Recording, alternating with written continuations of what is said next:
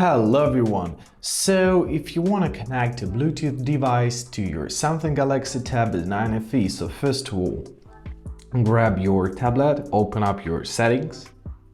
Now in your settings, you're to find your connections, Bluetooth, tap on it. And here make sure to turn on your Bluetooth. Now let's grab our headphones, for example. I'm gonna be connecting headphones. Take out both of them out of the case and make sure that they're in a pairing mode. So particularly for this model, when it flashes with the blue and red, it means it's in a pairing mode. Now simply press scan at the top right corner. And now here they are. So locate your headphones or whatever you're connecting. Press pair.